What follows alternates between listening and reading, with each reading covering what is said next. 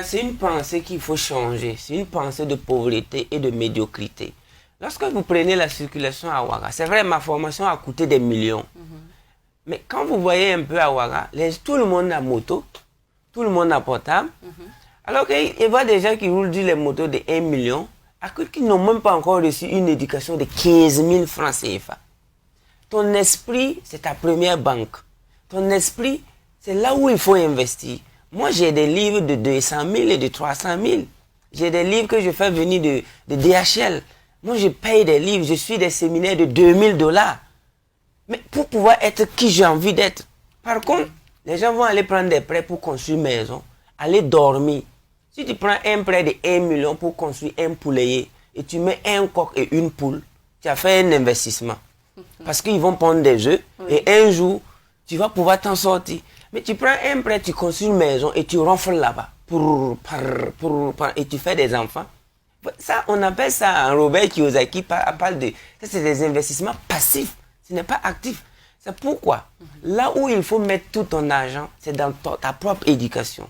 C'est pourquoi les Burkinabés préfèrent payer des portables de 200 000, rouler sur des motos de 1 million, et quand tu parles d'une formation de 25 000, le même monsieur te dit, oh, que c'est exagéré. Il dit, ok, ta moto va t'éduquer, ton portable va te former, ta maison va te former. Dans tous les cas, nous voulons que vous vous préparez. Si possible, si tu peux vendre ton bien, tu t'éduques et tu vas voir qu'est-ce qui se cache derrière l'éducation. Derrière l'éducation, il y a la liberté mentale et financière. Mais l'éducation est la chose la plus chère. On ne peut jamais bénéficier de cette éducation gratuitement. L'éducation gratuite, vous allez voir que l'éducation gratuite là, c'est quand on lance des satellites. C'est quand on atteint un niveau économique, mental supérieur, qu'on peut dire, bon, maintenant, l'éducation est moins chère. Mais lorsque vous peinez même à manger du riz, et vous faites votre éducation gratuite, mais ceux qui vont financer cette éducation, c'est pour que vous coulez. Donc je suis en train de dire à tous les parents que c'est dans l'éducation que tu dois emprunter de l'argent. Quand les gens mettent les enfants dans les écoles de 2500, 5000, le papa vient déposer l'enfant avec une voiture. Et la consommation en carburant journalier de sa voiture, là, ça vaut 5000. Il boit la bière. Mais son enfant étudie dans une école de 2500 ou 5 et il est fier parce que l'éducation est moins chère. Soyons un peu pragmatiques, honnêtes et logiques. Et nous allons voir que la vie va nous payer en fonction de ce que nous insérons dans notre esprit. Moi, je suis prêt à mettre 1 milliard dans ma tête parce que ça va ressortir. Voilà. Alors, avec ces séries de formations, dites-nous quel type de société voudriez-vous implanter au Burkina Faso? Une société d'amour, une société de liberté, une société de compassion, une société de business. Parce que lorsque tu prends la route, on sent la haine dans les yeux des gens. Tout simplement parce qu'ils n'ont pas de business florissant, ils n'ont pas de revenus et plusieurs sources de revenus. Donc, quand tu échanges, même quand tu causes avec même... Souvent, j'échange beaucoup souvent avec les policiers quand je marche. Je vois que souvent, il y a d'autres qui ne sont pas contents, même quand ils sont arrêtés au feu. Je sens dans la mine, là, il y a quelque chose. Tout ça, on devait le faire par amour. On devait le faire par plaisir. Imaginez un policier qui est actionnaire dans 12 entreprises et qu'on le reverse 2 millions par mois ou bien par an. Ce monsieur, quand il est arrêté au soleil et au feu, il va sourire. Il va sourire avec vous tous. Il ne va pas éteindre ta moto et enlever la clé empochée. On voit souvent ça.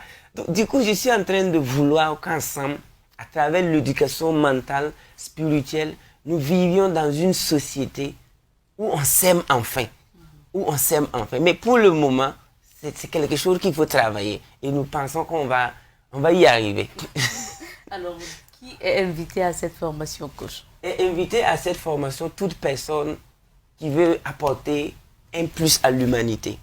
Lorsque tu sens que tu es venu au monde, tu es là pour apporter un plus à l'humanité. Tu es candidat déjà. Donc nous invitons tous les Burkinabés, précisément les jeunes, venez découvrir ce qu'il vous faut pour devenir les gens qu'il vous faut. Il y a tellement d'opportunités dans le monde actuel que je suis désolé de voir qu'il y a des gens qui partent faire la queue à 2 heures du matin pour déposer des concours. Je suis désolé. Je ne sais même pas ils se cultivent où, ils s'éduquent où. Qui les a formés? Qui les a éduqués? Mais ils ont fait l'école classique. Bon, l'école classique a fait ses défauts il y a longtemps. L'école est périmée avec les télécentres. Vous avez vu, à un moment, les télécentres ont disparu.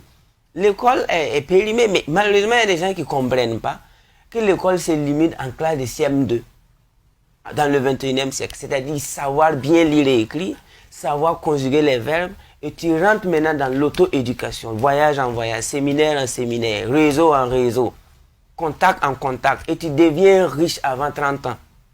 Mais je suis désolé de voir des gens qui continuent de bosser jusqu'au Master 2, et après ils n'ont même pas un stage non rémunéré. Mais regardez ça, regardez. Il va au Master 2, il cherche stage dans la ville, là, on ne le veut même pas. Alors que toutes ces années perdues, là, tu pouvais t'éduquer en lisant des vrais livres, en suivant des conférences, en voyageant même. C'est ce que moi j'ai fait en tout cas. Je n'ai pas de diplôme.